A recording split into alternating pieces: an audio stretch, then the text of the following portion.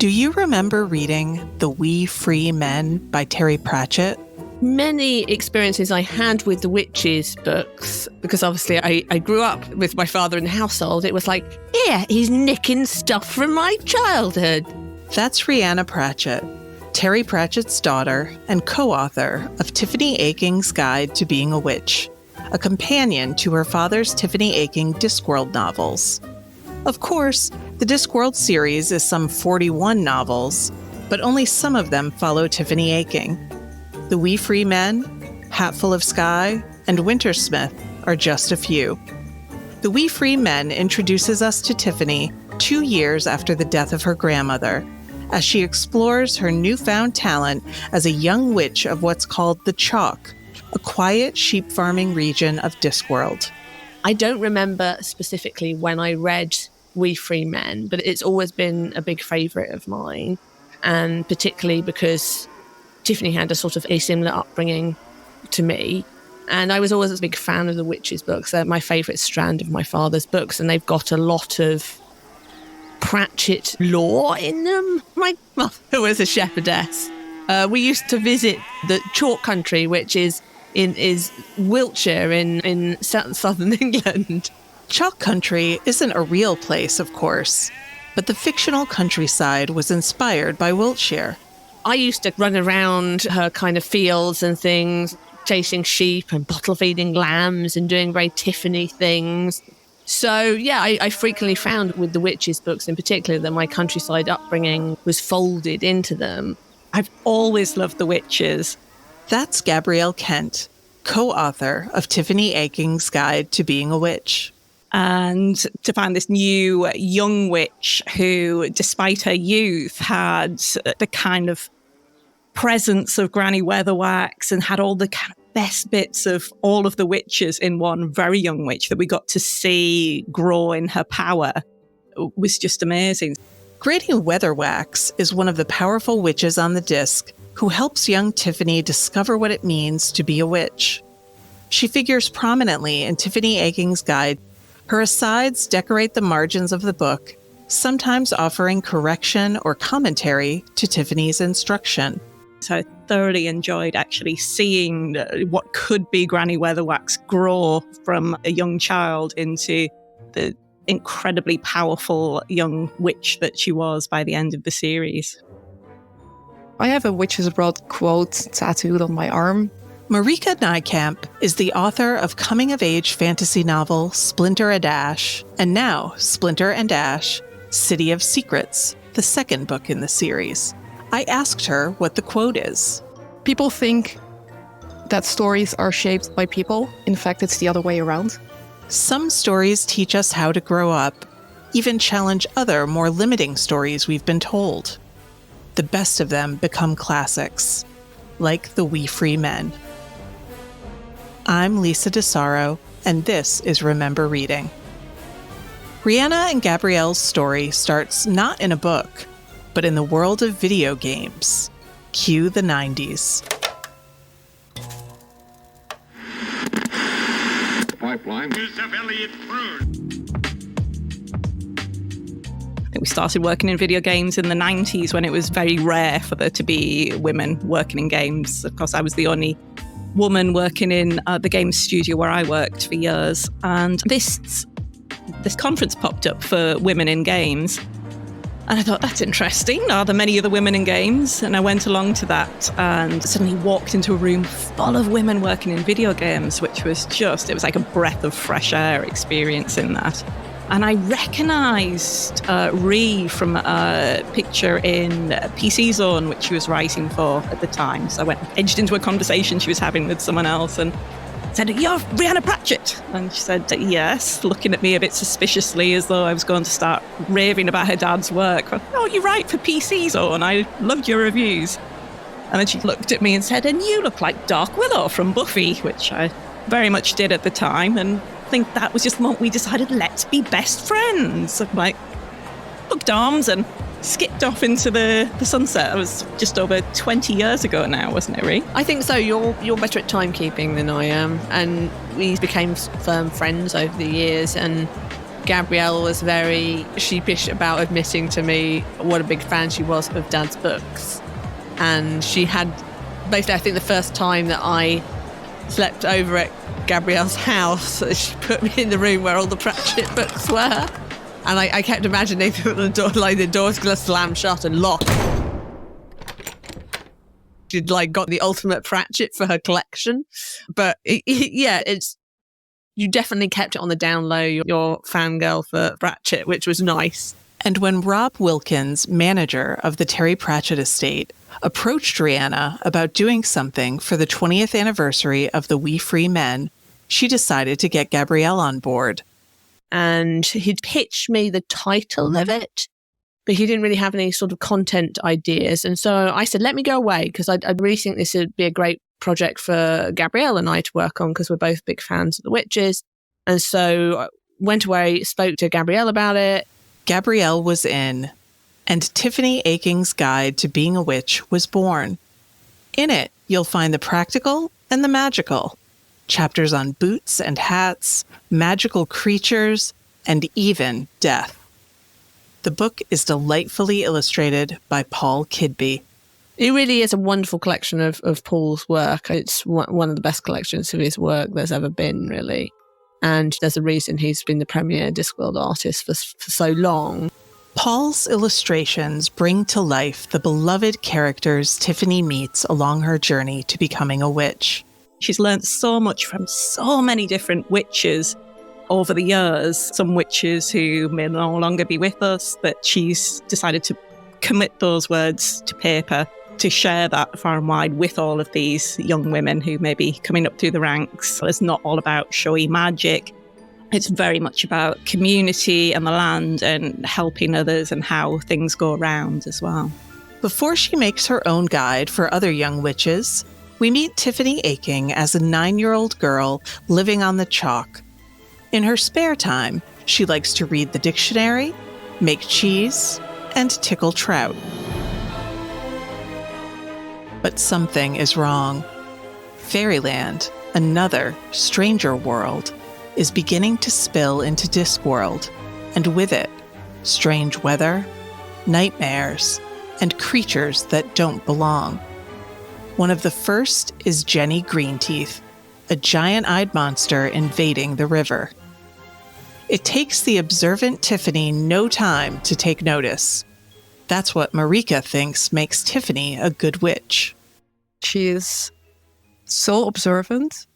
She's so aware of the world around her. And I think, for me, the thing that sums up Tiffany is actually one of the moments early on the We Free Men, where she meets Jenny, who is described as having eyes the size of, I think it's dinner plates. And then she goes back home and measures how big dinner plates are. And she's very annoyed because she could have just said 8 inches.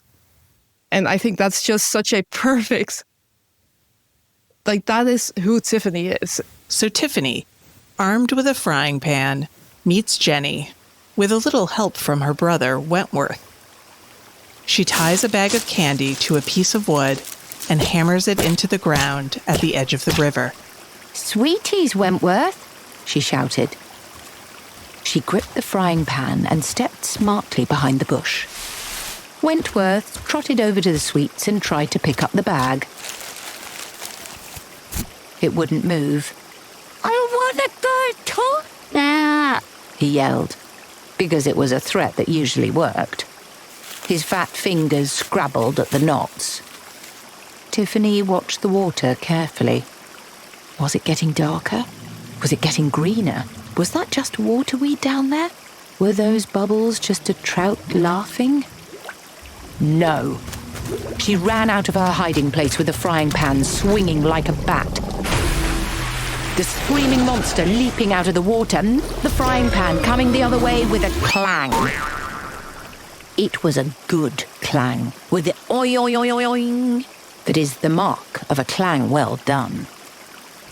The creature hung there for a moment, a few teeth and bits of green weed splashing into the water, then slid down slowly and sank with some massive bubbles. Moments of action and monsters fill the chapters of the We Free Men. But quieter moments of reflection fill the spaces between, where Tiffany remembers all she's learned from Granny Aching as she tries to fill her shoes as the new witch of the chalk. Those are the moments that stood out to Marika. I think one of the things I noticed going through the book, again, like these past couple of weeks, is I don't think I quite realized initially how much it's a book about finding your place in the world and how much it's a book about grief and dealing with feeling alone and feeling lost and not quite feeling like you have the tools to handle a very big world that suddenly feels a lot emptier than it did before. And I think that's something that a lot of readers will be able to empathize with, and also something that it's not just a witch's tale. And obviously most witches' tales aren't. But I hadn't quite realized how much it's also a tale about grief. One of the things I love about Pratchett's books in general, I think, is just that Tiffany discovers that one of the tools she has to deal with the world is stories. And I think that's just such a beautiful way of looking at life. Stories. It's a book, after all, that makes Tiffany want to be a witch. The Good Child's Book of Fairy Tales. Her mother read it to her as a child, and what she found in every story was a witch. A wicked witch. But, Tiffany tells us, there's no clear evidence of any real wickedness. The stories didn't want you to think, she says. They just wanted you to believe what you were told. Tiffany isn't the type to believe anyone blindly. Maybe that's what makes Tiffany so different from other witches in the genre. Oh, I think it's her very grounded approach that she has, and this willingness to challenge tradition and how things have been done in the past. But tradition has its place too. But she respects the wisdom of the older witches, but she does question their more outdated customs and that deep connection to the land as well. I mean, the land actually rising up to help her in her time of need. It's the We Free Men who come to her aid when the queen of the impending fairyland steals Tiffany's brother. They're tiny, blue-skinned, kilt-wearing folk known as pixies, or the Nakmak Feegle. They aren't Scottish, though they sound it, and exclaim, "Crivens!" often. Oh, and they steal, a lot. And when Tiffany asks for their names, they respond like this. A gasp went up from the Nakmak Feegle, and Tiffany heard one of them murmuring, "Aye, she's the hag, sure enough. That's a hag's question." The helmet twiddler looked around at them as if seeking help. "We didn't give our names," he muttered. But another Feegle, somewhere safe at the back, said, "Wait! You can't refuse a hag." The little man looked up, very worried. "I'm the big man of the clan, mistress," he said. "And my name is..." He swallowed. "Rob anybody, Feegle, mistress. I beg you not to use it again me." As Tiffany makes her way through a world where headless horsemen threaten her existence, and the worst of dreams can be made real by an evil queen, the Nakmak Feegle become indispensable to Tiffany in her quest to get her brother back. I think with the We Free Men, Dad described them as Smurfs that have watched Braveheart too much, which is exactly right. They are scared of the written word, and they are quite distrustful of lawyers. Like their swords glow blue in the presence of lawyers, and they're quite scared of their names being written down, and of written words in general, because they think they're magical, which is such a wonderfully weird thing to be scared of. But they are loyal and they are brave. So then they're not just little violent thugs, although that they are a lot of that a lot of the time. But they have a good sense of community and their loyalty. There's a whole chapter on the Nakmak Feegle in Tiffany's guide. Rob Anybody even makes notes throughout the chapters. They become a new community for Tiffany. a rambunctious one, but a community nonetheless. Community is especially important in Splinter and Ash, a story about a young, non-binary squire and her best friend, Princess Adelicia, also known as Ash. One of the things I love writing about is found family. I love telling stories about people who maybe fall through the cracks a little bit, maybe just sort of exist on the edges, maybe don't quite feel at home or are seen as fully part of their homes. And that is certainly true for both Splinter and Ash. But I think I've always wanted to write a book like this, but especially for readers who don't necessarily see themselves included in these fantasy tales quite as often. So yeah, I've been playing with the idea of maybe wanting to tell a sort of knight's story for a long time. Then she got an invitation to write a story for This Is Our Rainbow, an LGBTQA+ anthology for middle graders. I just knew I wanted to write a story about a kid wanting to become a knight and sneaking into a ball and figuring out what that meant for them. And that's where Splinter got her start.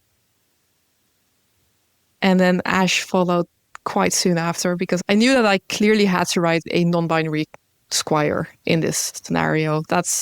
I knew it was going to be a story with gender feels. And then once I got to that point, it was like I wanted to tell these stories for kids like me who read those books and wanted to have those adventures but never quite saw themselves. So with that in mind, obviously the princess had to have disability also be completely awesome, because those two things combine really well. When Splinter and Ash meet, Ash is a young princess who wears silver braces on her hands and isn't so sure of her place among royalty, while Splinter is pushing her way into a world of knightly tradition that would prefer she didn't. Being a squire is reserved for boys, and Splinter isn't a boy or a girl, though for most of the series she uses she/her pronouns. In Kalinor, there isn't language for being non-binary. What there is, whispers, traitors, spies. There are those in the kingdom who question whether Ash is truly a princess at all. And when she's kidnapped by the Larks, the traitors who want to see the queen overthrown, it's up to Splinter to save her. She does, of course. But now, in Splinter and Ash, City of Secrets, the plot to overthrow the queen continues. But who is friend and who is enemy isn't always so clear. Everyone around them might well be a traitor, might well be part of this big conspiracy that is threatening their families, their homes, their kingdom. And by the time the second book starts, early on in the second book, they discovered that particular conspiracy is planning to escalate their plans and bring the war to Haven, the capital of Kalinor, the kingdom where they live. They just don't know what that looks like. They don't know who they can trust. They also struggle with things that they discovered along the way in the first book. I won't give that away. But they suddenly find themselves in a place that is supposed to be their home, but that's actually full of secrets on many levels. Secrets within the palace, secrets that they carry that they can't share with each other, and secrets in Haven, in the city where they live. And so the second book, like City of Secrets, is very much about navigating those secrets. It's about finding out what the Larks, the conspiracy, is doing and trying to find their way to stop it. But it's also about finding ways to figure out who they can trust and if they can trust each other, and what all of this means for how they thought the world looked like and what is actually happening around them. That tension between the world as it's told to you and the world as it truly is sits at the heart of the story. Splinter and Ash are confronting betrayal, blurred loyalties, and the painful realization that the systems they once believed in may not deserve their faith. I did intend this book to also be in conversation with, like, how do you deal with being like 12-year-old in a world where it feels like everyone is abusing their power or trying to make life significantly worse for the people around you? And how do you find ways to regain that sense of agency and find a way to stop them? Of course, navigating a tense political landscape as a 12-year-old isn't easy.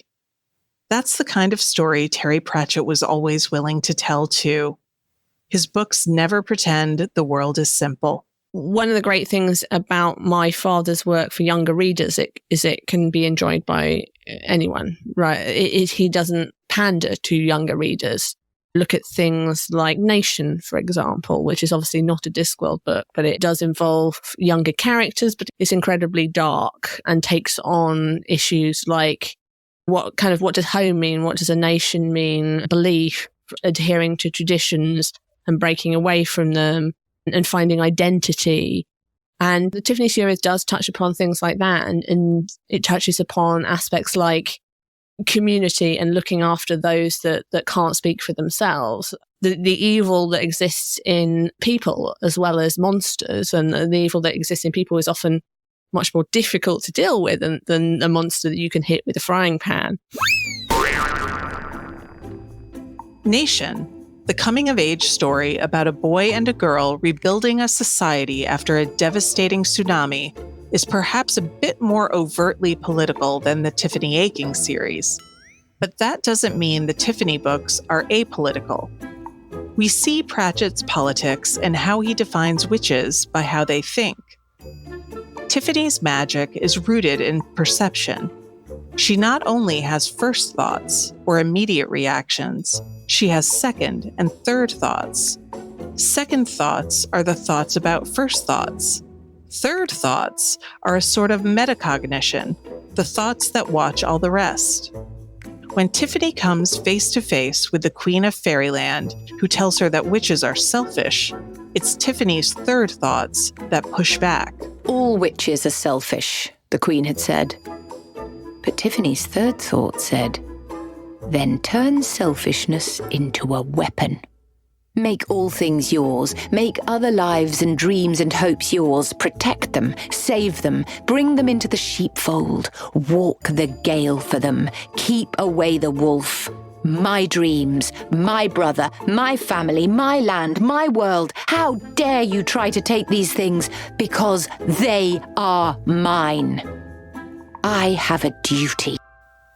With the power of her third thoughts, Tiffany redefines selfishness as power and caring. The same clarity of thought is part of what makes her a true witch. She even hears what people don't say. Not quite mind reading, but more like reading between the lines of what people say. Spill words are the words people are thinking but not saying.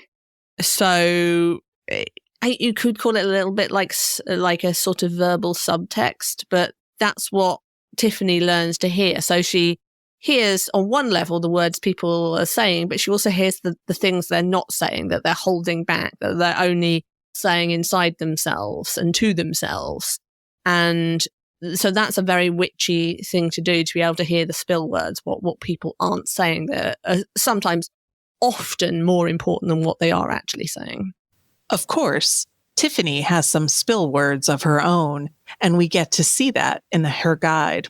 Yeah, we thought it'd be fun as well if spill words actually went from the words that you're not actually saying to what if they could actually spill out through your pen as well. So we like the idea of when Tiffany was writing, we were hearing almost as we were writing, we're hearing what her second thoughts would be saying. And so we just let some of them slip out onto the page as well in small text. Gabrielle's favorite chapter to write wasn't about spill words. Toward the end of the book, there's a chapter about death. In Discworld, death is personified, described as a 7-foot-tall, scythe-bearing, robed skeleton in Tiffany Aching's Guide to Being a Witch.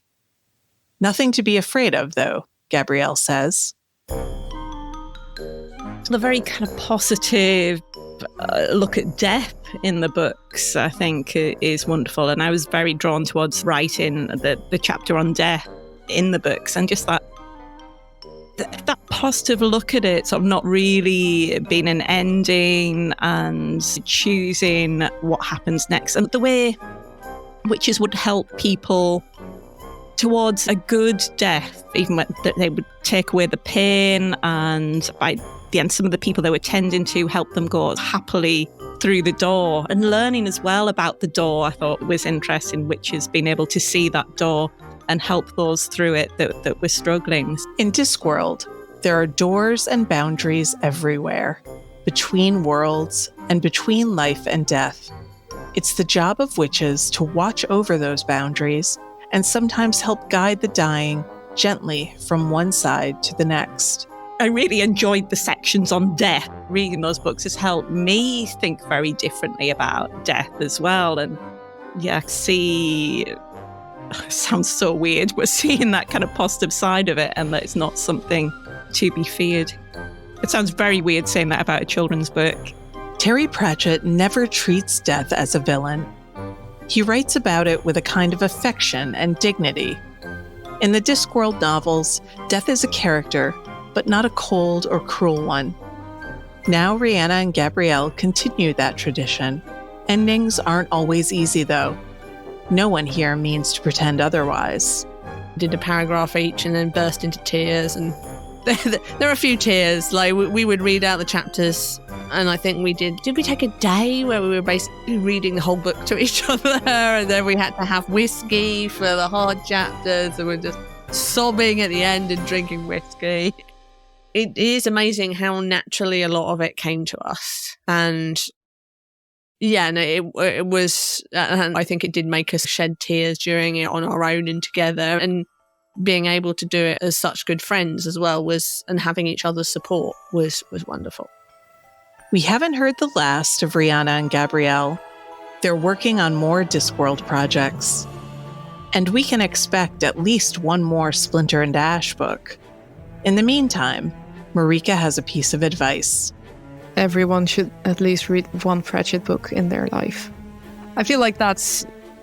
Every time I go back to a Pratchett book, I'm in awe of how relevant it is in one way or another. And it's such a lovely way of looking at the world. And I've used so many lessons from these books in conversations in real life. So I feel like just everyone should pick up at least one book. And I think The We Free Men, if you've never read any Discworld books, is a great place to start.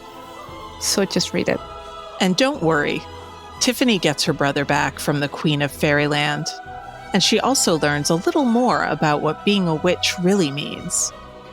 Of course, Tiffany hoped that there would be a school just for witches, but there isn't one. Or not in the way she expected, at least. It's like stories, said Tiffany. It's all right, I worked it out. This is the school, isn't it? The magic place, the world, here. And you don't realise it until you look. Do you know the Pixies think this world is heaven? We just don't look. You can't give lessons on witchcraft, not properly. It's all about how you are. You, I suppose. There's a certain personal responsibility that comes with being a witch. And that's a lot of what it takes. Not magic so much, but a willingness to look, to think, and to be stubbornly and unapologetically you. Magic is a lot like a story, one that brings us back to who we are and who we might choose to be. I'm Lisa DeSaro. Thanks for listening. This episode of Remember Reading is produced by my colleagues at HarperCollins, Elba Luz, Anne Hoppy, and Martha Mihalik, and special thanks to Podfly for their production support.